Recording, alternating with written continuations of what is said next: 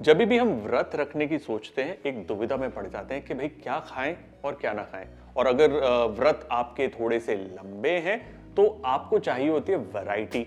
अब होता क्या है कि सीमित से इंग्रेडिएंट्स के अंदर इंसान अब बनाए तो क्या बनाए, मतलब जो जुबान को पसंद आ जाए।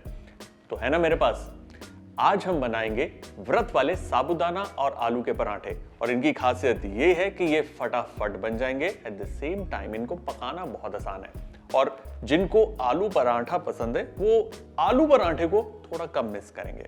सो चलिए आज व्रत के खाने के अंदर डालते हैं एक इंटरेस्टिंग सा ट्विस्ट और बनाते हैं साबूदाना आलू पराठा व्रत वाला।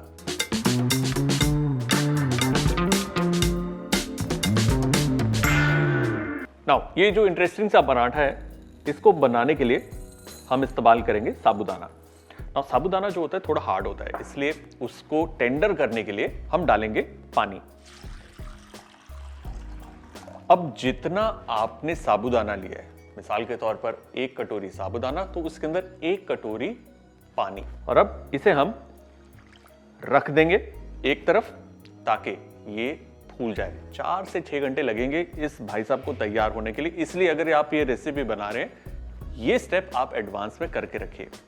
फिलहाल हमारे पास ये पड़ा है, इसे 4 घंटे हुए हैं और देखिए किस तरीके से ये फूल गया। एट द सेम टाइम जब आप उंगली के अंदर से दबाते हैं बड़ी आसानी से विदाउट एनी रेजिस्टेंस ये मैश हो रहा है, विच मीन्स ये टेंडर हो गया, नरम पड़ गया। साबूदाना जब टेंडर हो जाए तो उसे हमें एक खुले बर्तन में निकालना है। अब हमें क्या करना है, इसमें डालना है आलू। ये है बॉइल्ड एंड पील्ड पोटैटो, जिसे इस तरीके से ग्रेट करके हम लोग मिला लेंगे ताकि जो पराठा भी बने वो थोड़ा सा बाहर से क्रिस्पी रहे। अब देखिए व्रत के अंदर ना क्या होता है, कई लोग कहते हैं कि भाई हम लोग तो धनिया खा लेते हैं, तो कई कहते हैं नहीं खाते, कई कहते हैं जी खट्टा बिल्कुल नहीं खाते, और कई कहते हैं कि जी अमचूर डालो, अनारदाना डालो, नींबू डालो, ये खट्टा अलाउड है। सो आपके हिसाब से व्रत की सामग्री उसके अंदर क्या खट्टा अलाउड है या नहीं, क्या धनिया अलाउड है या नहीं, इसे कमेंट्स में जरा मुझे बताइए। ब्रिलियंट। देखिए इसके अंदर हम डालेंगे सेंधा नमक जो व्रत में खाया जाता है, जिसे हम रॉक सॉल्ट भी कहते हैं। साथ ही इसमें मैं डाल रहा हूं जीरा।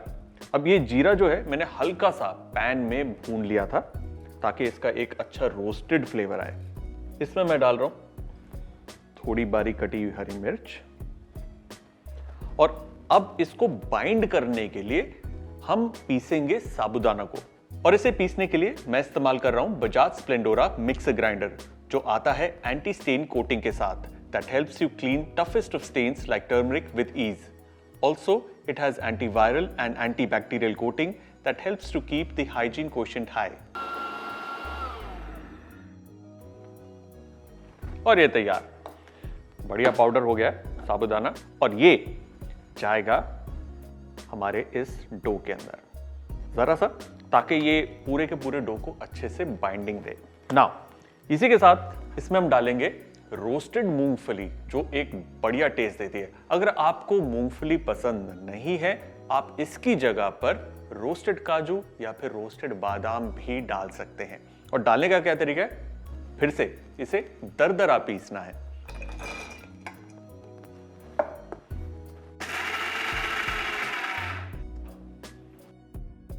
अब ये मूंगफली का जो दरदरा हमारा पाउडर है या पेस्ट है, इसे हम इसी मिक्सचर में मिला देंगे।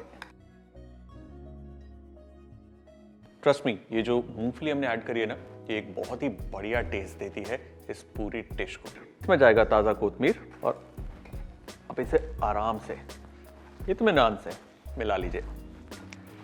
और एक बार ये जैसे ही मिलेगा ना, ये पकने के लिए तैयार।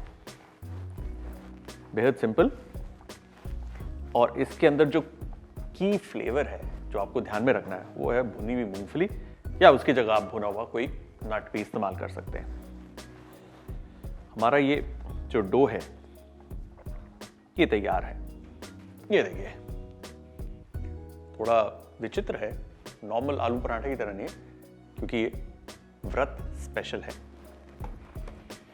नाउ इसी के हम थोड़े छोटे छोटे यूं गोले बना लेंगे, यूं। ये देखिए ये तैयार है। चलिए इसको इधर रखते हैं और अब इसे हम बेलेंगे। ये है बटर पेपर। बटर पेपर की एक शीट काटी और उसके ऊपर हल्का सा ऑयल हम छिड़क देंगे, क्योंकि हमारा ये जो आलू का पराठा है ये बेलन से नहीं बेल सकते हम, क्योंकि आलू के अंदर काफी मॉइस्चर होता है। हालांकि साबूदाना का जो आटा है और साबूदाना उसे होल्ड करेगा, बट फिर भी इसलिए ये लिया और अब उंगलियों से इस तरीके से इसे फैलाना है। अगर ये हाथ पे चिपके, जरा सा ऑयल या घी का आप इस्तेमाल कर सकते हैं।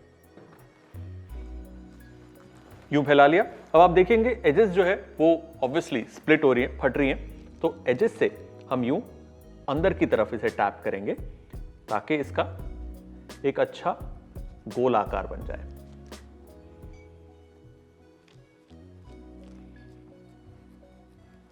बहुत ज्यादा पतला नहीं करना और बहुत ज्यादा मोटा भी नहीं रखना। यूं मान लीजिए जिस तरीके से आलू पराठे की थिकनेस होती है बिल्कुल उतना ही चाहिए। ये देखिए इस तरीके से।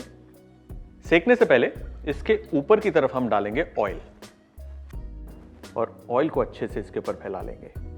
तवा अच्छा गर्म होना चाहिए। और ये देखिए क्योंकि बटर पेपर है आराम से ये उठ जाएगा।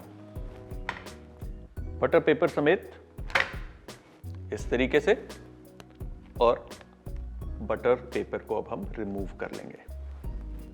परफेक्ट। इसे सेकना है एक तरफ। इस वक्त ये डेलिकेट है, लेकिन एक दफा सिक जाएगा, उसको हम पलट देंगे, ये इसके अंदर की जो बाइंडिंग है वो तैयार हो जाएगी। इस पे हम डालेंगे ऑयल थोड़ा ऊपर और थोड़ा सा साइड्स पर, और केयरफुली इसे लिफ्ट करके फ्लिप कर देंगे। परफेक्ट। और देखिए ये किस तरीके से पक रहा है। आप चाहें तो इसको और रंग देकर और करारा कर सकते हैं बाहर, लेकिन अंदर से क्योंकि साबूदाना और आलू है ये काफी सॉफ्ट होगा और इसकी टेस्ट की गारंटी मेरी। अब देखिए जब आप ये पकाएंगे तो पलटते वक्त, क्योंकि ये काफी नरम होता है, ये टूट भी सकता है, हो सकता है, लेकिन उसके लिए आपको क्या करना है कि जो पराठे का साइज है उसे थोड़ा छोटा रखना है। एट द सेम टाइम अगर आप चाहें तो इसके अंदर थोड़ा सा मुट्ठी भर सिंघाड़े का आटा या कुट्टू का आटा या राजगीरे का आटा या समक के चावल का आटा मिला सकते हैं। ऐसा करने से क्या होगा, तो इसकी जो बाइंडिंग है वो बढ़ जाएगी और इसे फ्लिप करना आसान होगा। ये थी मेरी आज की एक छोटी सी टिप जो आपके बड़े काम आएगी।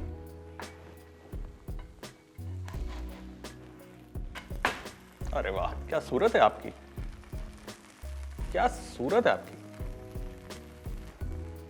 वाह, क्या खुशबू है इसकी। और ये जो आलू और साबूदाने वाला पराठा हमारा तैयार है। इसे आप सर्व कर सकते हैं दही या रायते के साथ। There you go। देखिए एक तैयार है और अब बाकी के भी हम इसी तरीके से पका लेते हैं।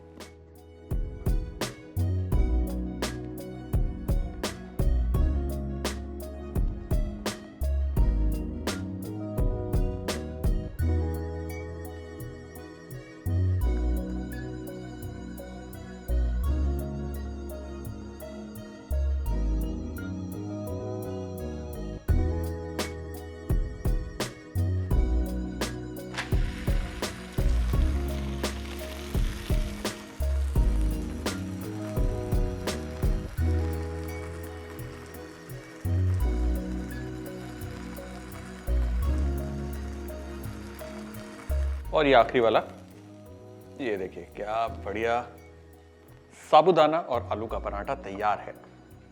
वाह, ट्रस्ट मी, ये जो पराठा है ना, इसको आप एक बार खाएंगे बार बार बनाएंगे, चाहे व्रत हो या ना हो।